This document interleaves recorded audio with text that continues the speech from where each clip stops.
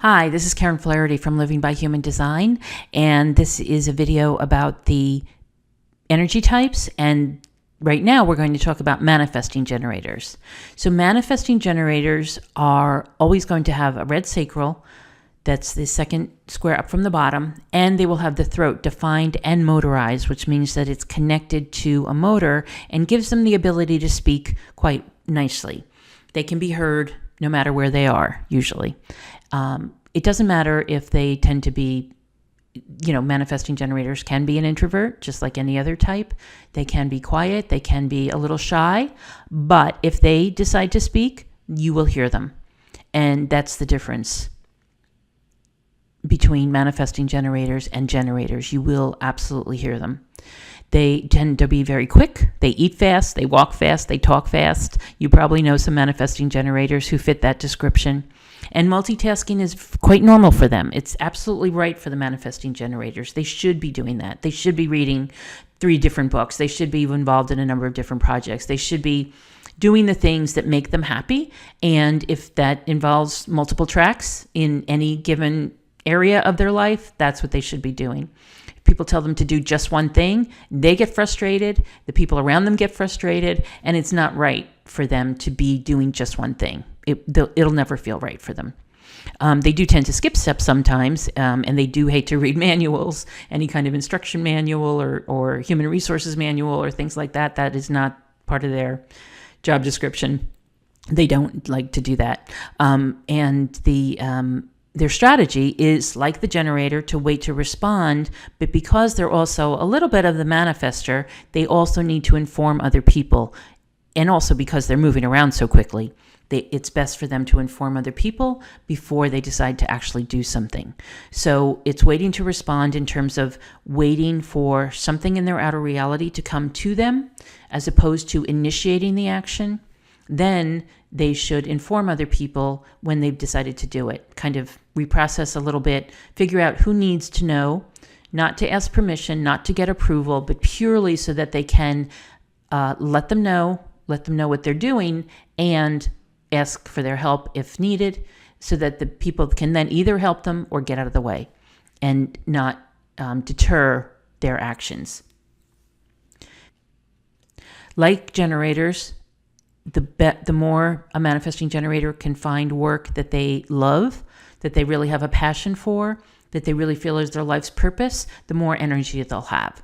Manifesting generators have quite a bit of energy already, but the more they can find work that really suits them, and even if it means moving from one job to another, or staying in a job for a number of years and then moving to something else that seems more appropriate, they'll be guided with their responding to something in their outer reality, like an email or a new acquaintance or a new client or something that they heard about, or a phone call.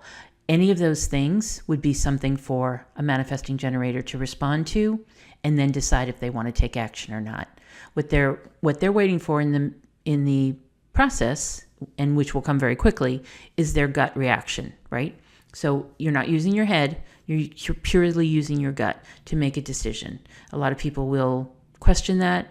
We might culturally question that because we're all told that we should act like manifestors, right?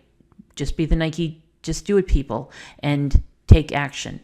That's not correct for manifesting generators any more than it's correct for generators. You need to be waiting for something to respond to, deciding with your gut if it's the correct thing to respond to or not, and then taking action. When you decide what you want to do, then you want to let people know who need to know what you'll be doing, so that you can, as I said, let them know, not to ask permission, not to get approval, but purely so that they can either help you or get out of the way. Some manifesting generator fears that might come up are, first of all, they have the not self theme of frustration, which means that when they're not following their strategy, they will feel frustrated. They also have the fear that nothing will show up if they wait, or that the frustration will just keep making them want to quit.